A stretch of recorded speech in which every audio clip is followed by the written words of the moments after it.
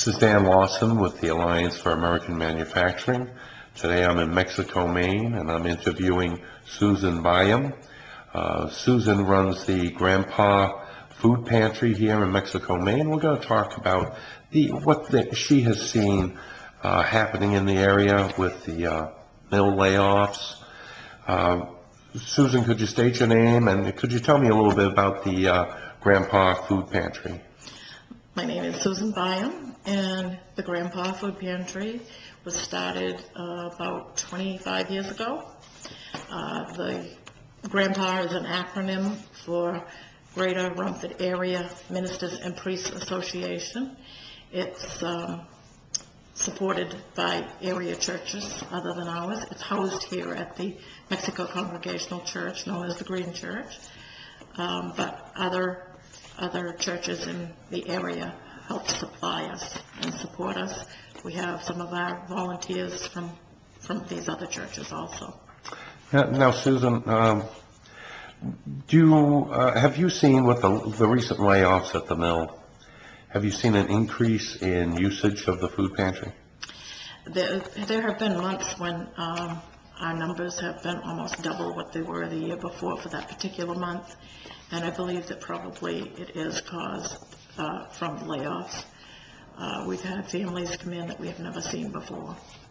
And do the mill workers and the mill itself support the food pantry? Yes. In past years, they have taken donations of food and brought them to us.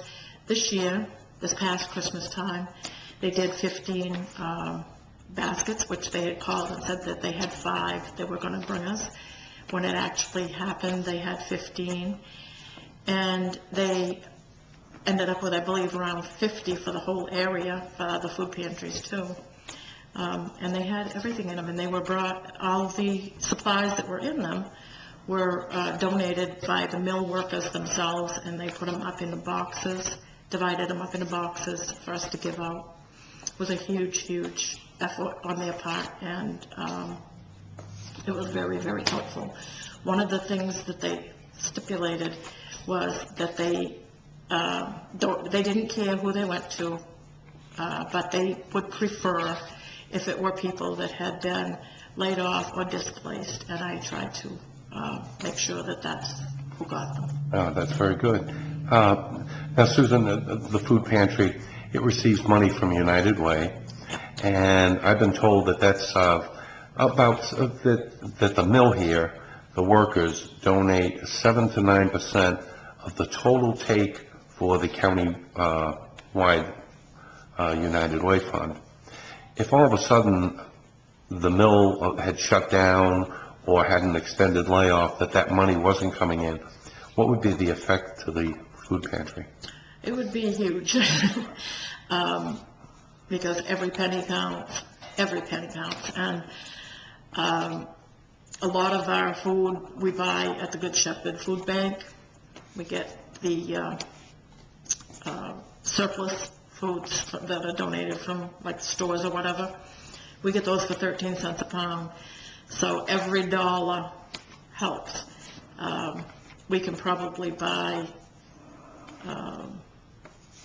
for $1 we could probably buy what you could normally buy in a store for $7.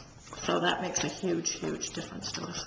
And Susan, if the mill was to have an extended downtime due to market-related conditions from these imported papers that are coming in, and if it was to shut down, what would that do to this area? Wow, it would be devastating, because really that's about the only industry there is here. It would affect everything. But it would probably boost our numbers up considerably, and I'm sure that our donations would be down because a lot of the donations come from the mill working people. Oh, thank you. Susan, is there anything else that you'd like to say about what's been going on and when you see the layoffs, how it affects people? Oh, it just snowballs because it starts starts with them and it ends up with